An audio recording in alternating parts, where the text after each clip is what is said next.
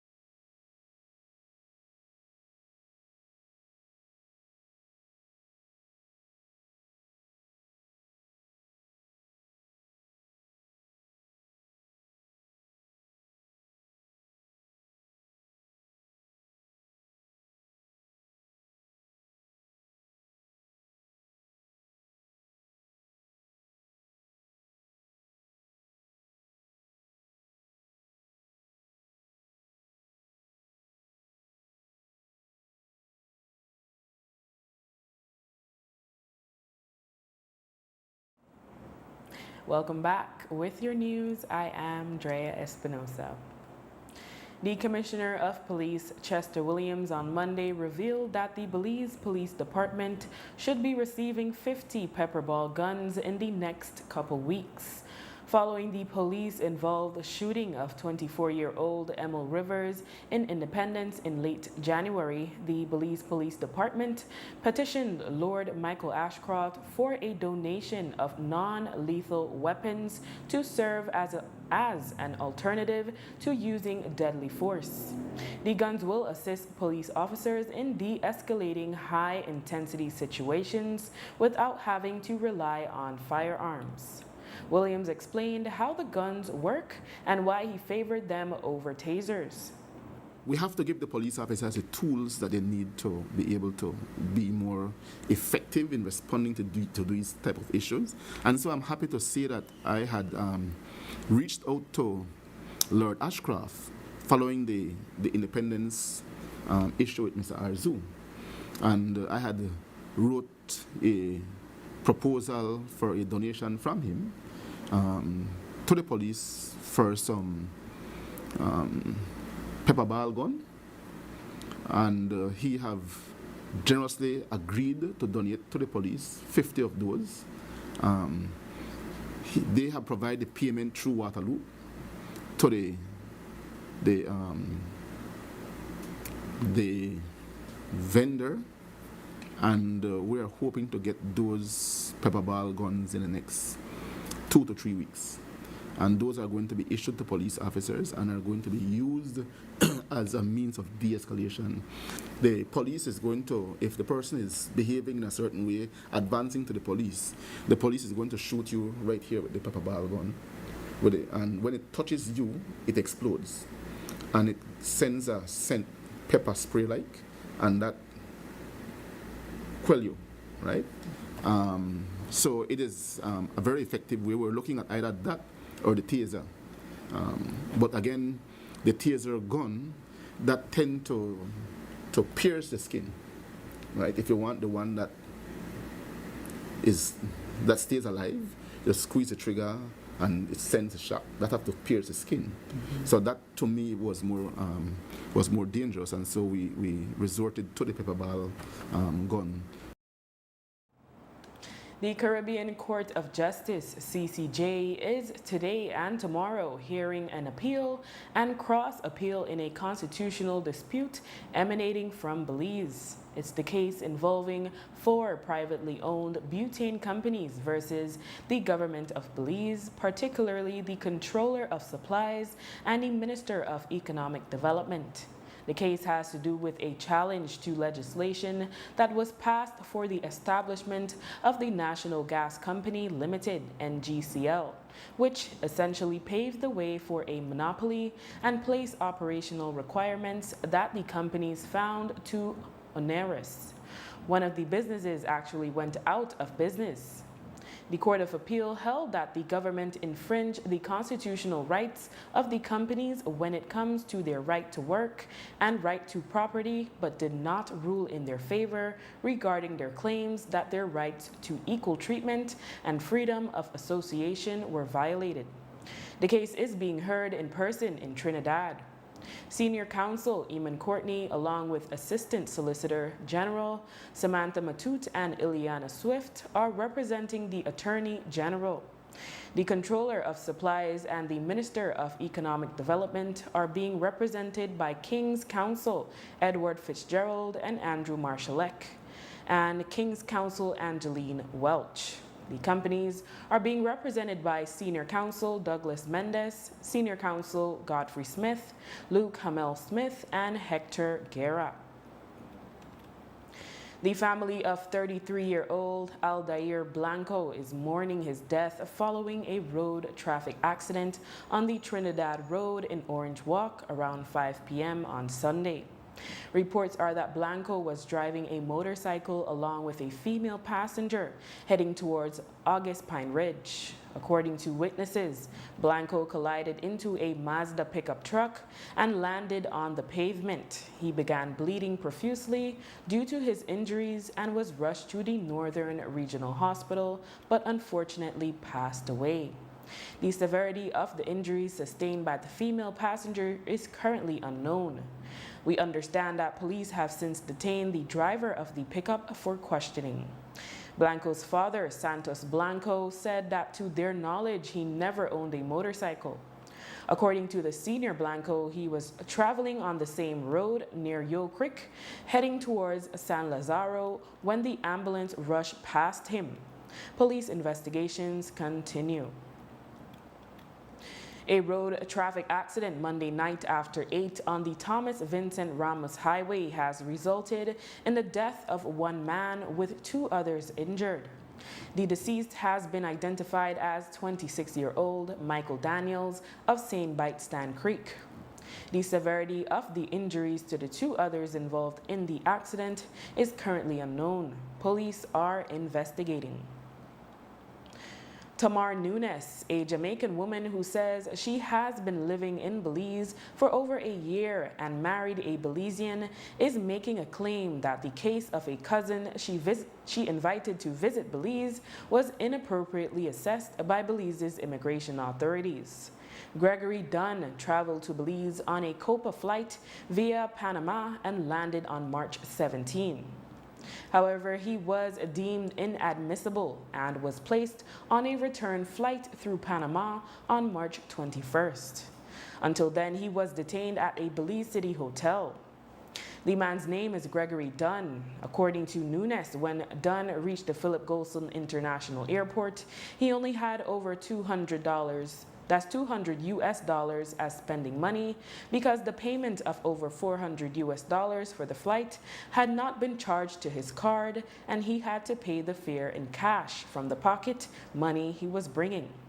Nunes argues that because he was on an invitation, they could have covered his expenses. That aside, she is highly aggrieved that an immigration officer invalidated the arrival stamp by crossing it out in red and marking it with RLL. I invited 2 or so other relatives that me and my husband have cleared before. We had a little mishaps, but it wasn't like this. This was unprofessional, very embarrassing on Belize.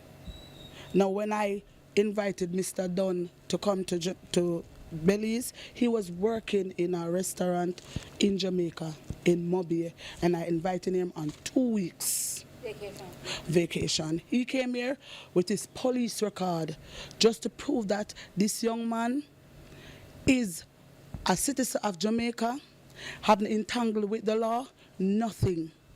He also had his proof to show that this young man is a chef. All his documents he traveled with. They say that he didn't have any cash. This is all the bank statement stating that this young man card, Mr. Dunn, have on cash. Did she take him to the ATM and did a withdrawal? Did she do her job properly? No, she didn't. And she made claims that I am human trafficking. I can't be human trafficking if this man have a police record. That can never be human trafficking. How much was she asking for according to Mr. Dunn? She asked Mr. Dunn for $6,000 Belizean money. That he has to have $3,000 US to come inside of the country. And to give her, because at the end of the day, I saw when he was taking out the $200 US to show her that I have this amount of money on me. However, I'm here to somebody. Someone else stamped him in, allowed him in. Allowed him in. She did this. So what this would have meant, she canceled the 6 months. So that is what I'm grafting from this, that she's canceling the 6 months.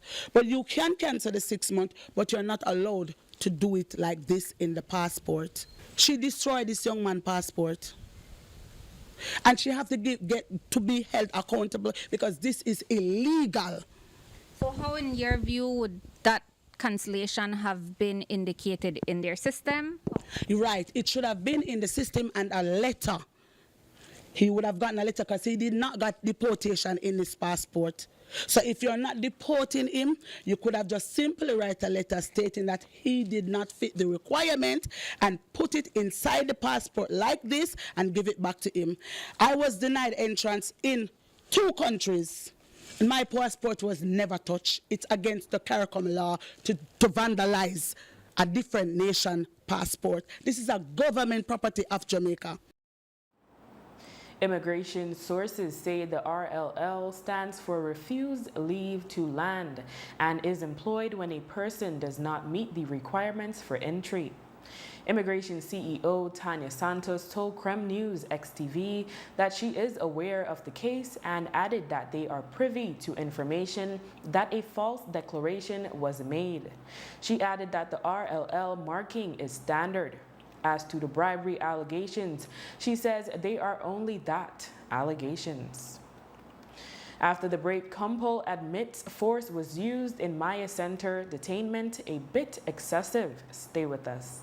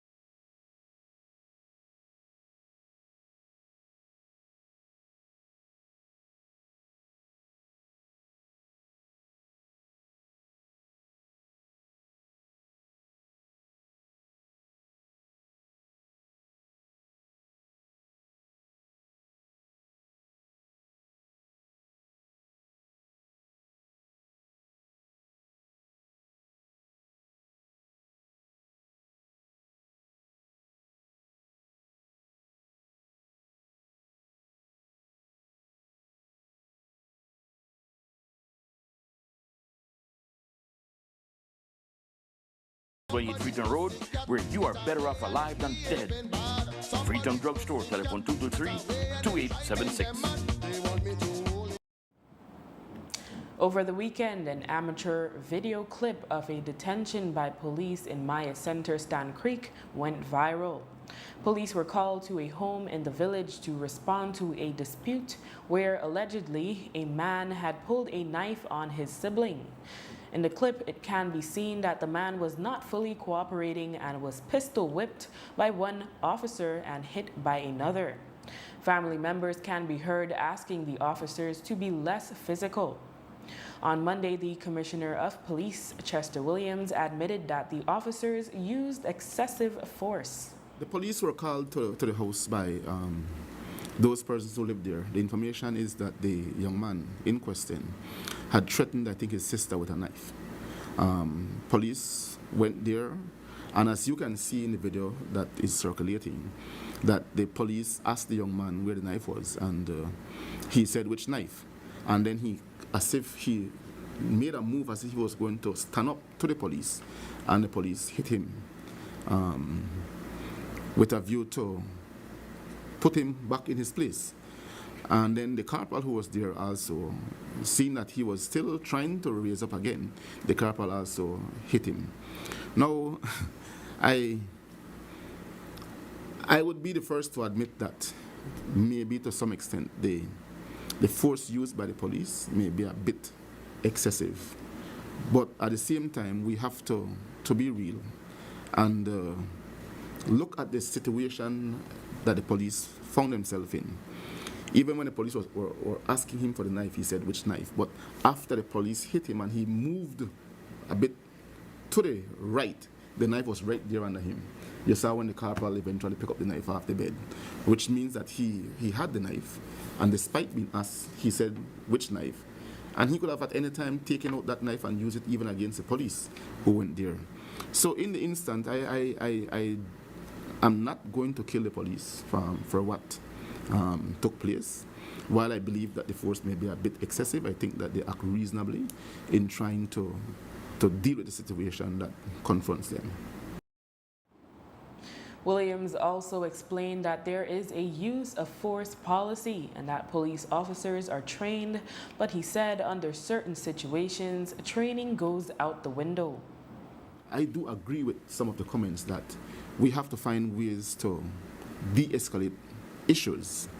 We do have a use of force policy which outlines the entire process that police officers must follow in the de-escalation of an issue.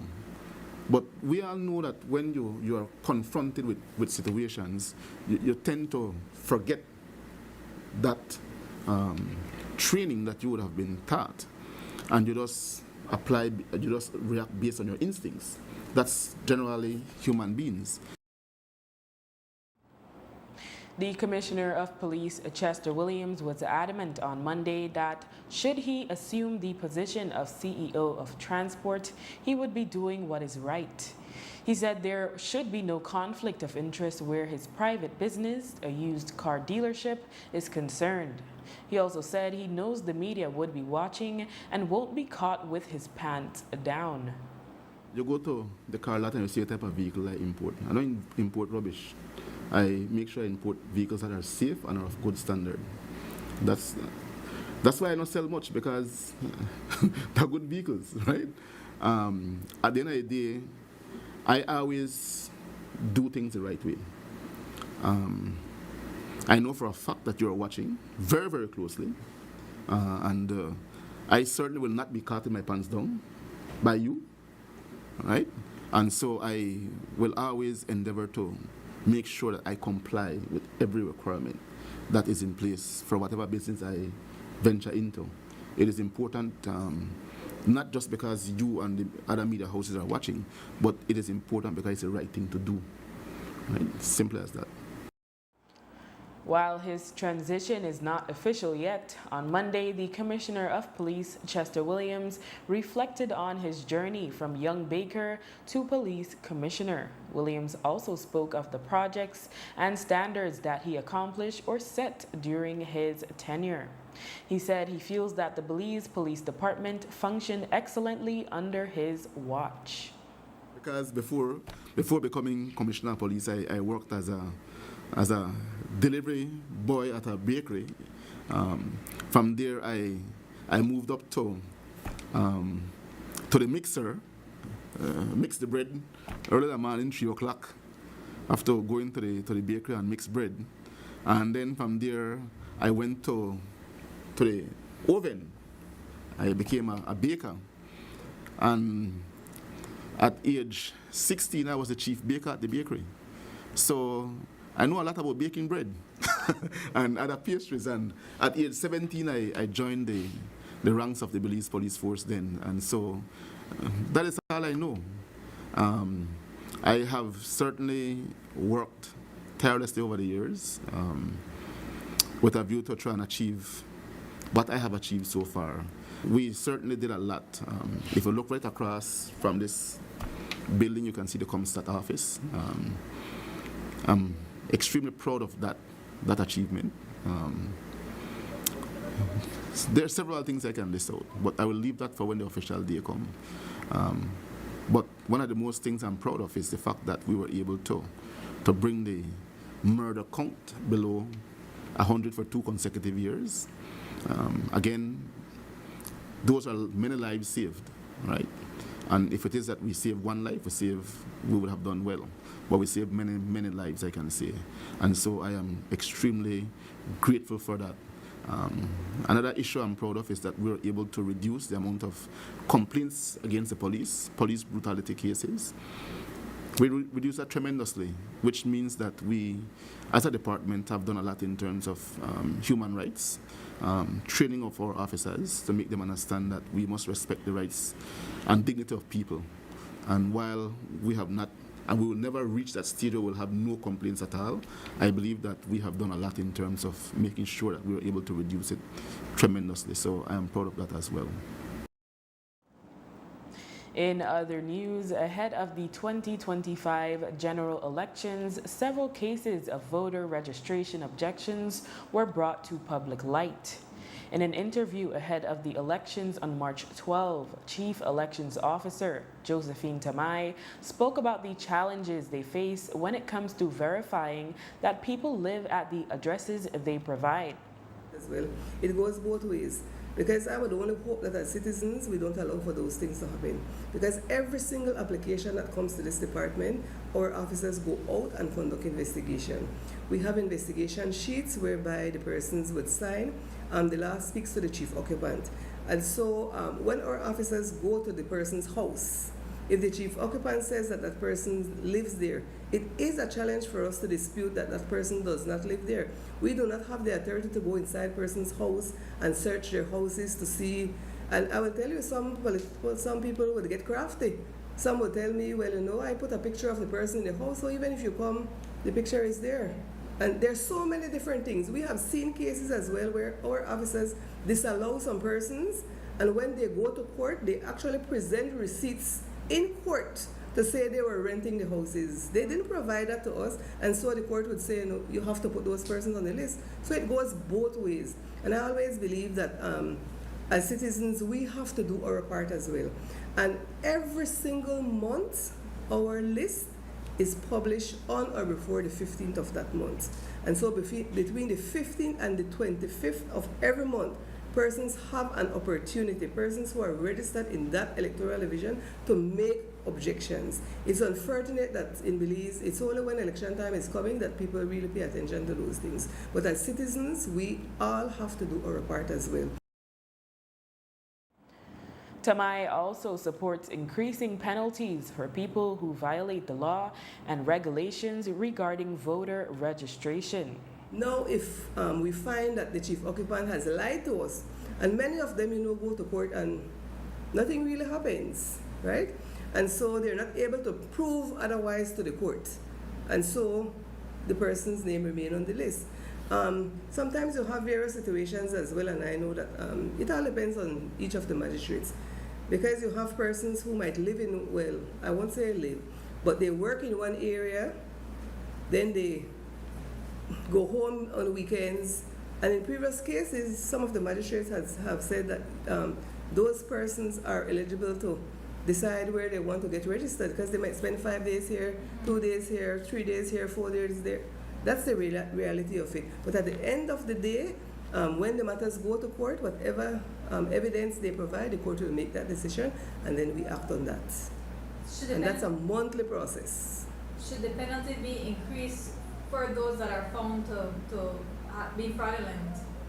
Most certainly from my perspective, because I believe in the Representation of the People Act, the fines that are there are very, very low, and so we need to improve and increase on those.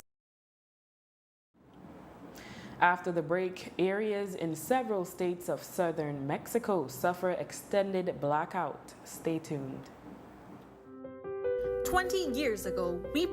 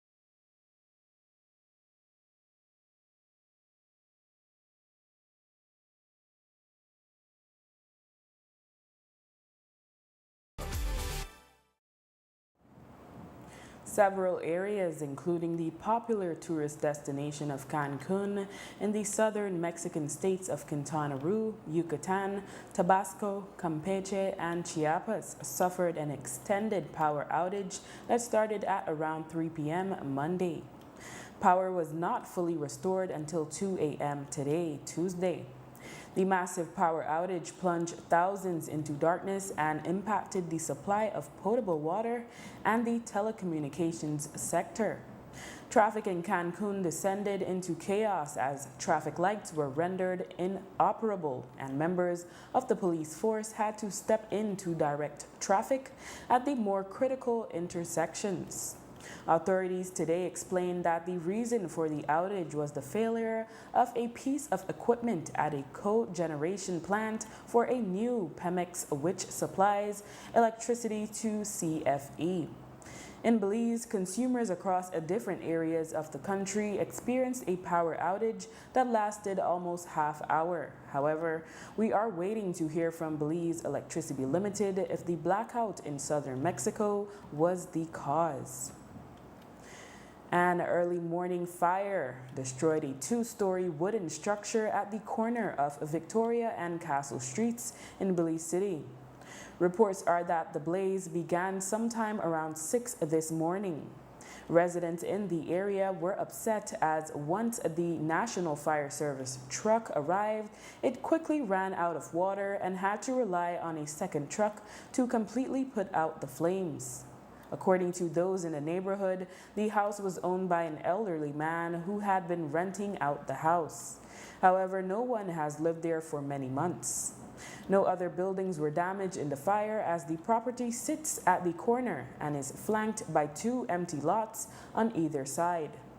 The officer commanding the Belize district for the National Fire Service, Gladstone Buckner, told the media today that so far the cause of the fire is still under investigation.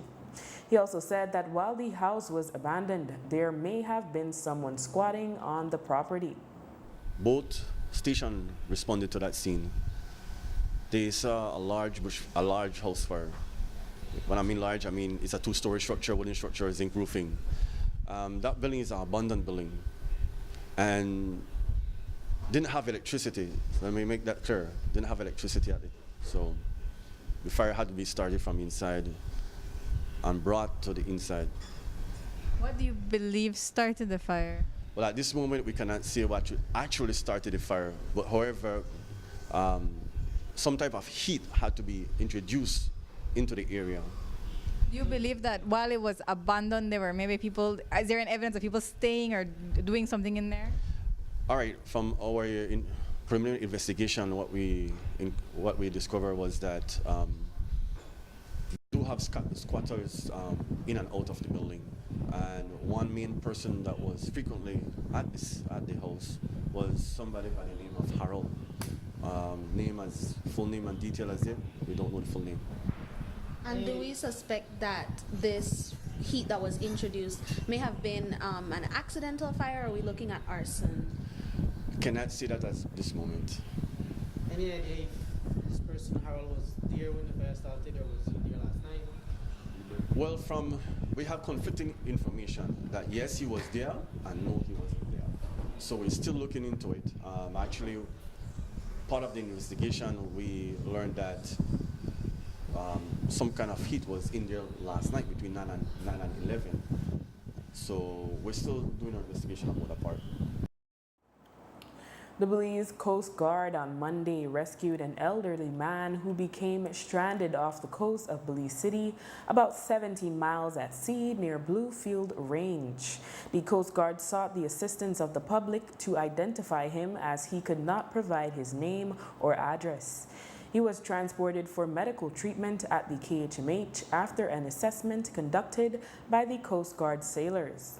The individual was floating atop a large electric cable reel. After a few hours of the post being made on Facebook, the Coast Guard reported that the man's family had already gotten in touch. And Mayor Bernard Wagner last week led a delegation from Belize City Council to the Taiwan 2025 Smart City Summit and Expo.